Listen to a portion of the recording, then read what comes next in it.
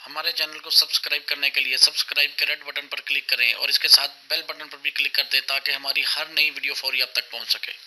अस्सलामु अलैकुम वरहमतुल्लाहि वबरकातुहू। व्यूअर्स, हकीम मोहम्मद इमरान को वो आपकी खिदमत में हाजिर है। व्यूअर्स, अक्सर मेरी माएँ बहनें फ़ोन करके कहती हैं कि उनके छोटे बच्चे जिनकी उम्र 3 साल से लेके 12 साल तक की उम्र के बच्चे या बच्चियां बिस्तर पर पेशाब कर देती हैं कि हकीम साहब उनके लिए कोई ऐसा नुस्खा, कोई टोटका बताएं कि जो नेचुरल हो और उससे ये मसला ठीक हो जाए। तो व्यूअर्स,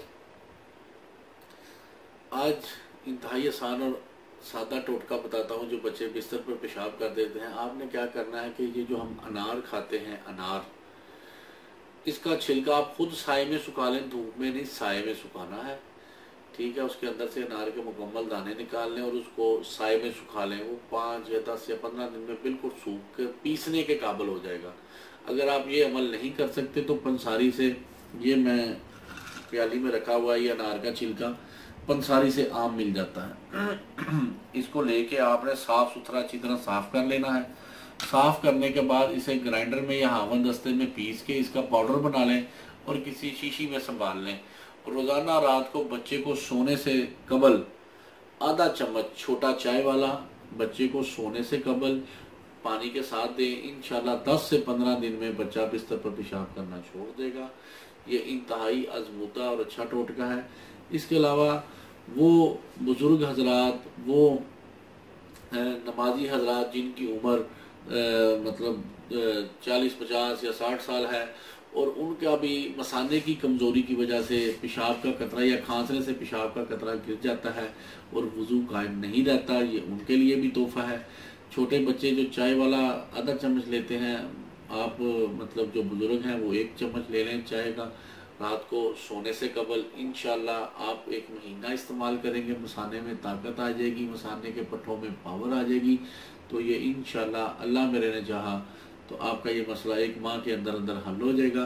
इसके अंदर कोई चीनी नहीं मिलानी, कोई मिश्री नहीं मिलानी, कोई चीज़ नहीं मिलानी, सिर्फ और सिर्फ अनार का छिलका चाहे खुद सुखा लें चाहे पंसारी से सूखा हुआ ले लें।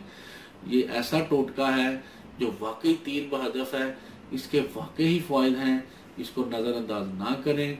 और ये शेयर करने की इसलिए चीज़ है कि आप शेयर करें और किसी नमाजी भाई जो इस वजह से नापाक रहते हैं कि उनके कपड़े पेशाब के कतरे निकलने रहने से या पेशाब कतरा कतरा निकलता रहता है, खांसने से निकल जाता है, वजन उठाने से निकल जाता है, वो इस्तेमाल करें और उनका वजू कायम रहे, आपको सारी ज़िंदगी नेकियां मिलती रहेंगी।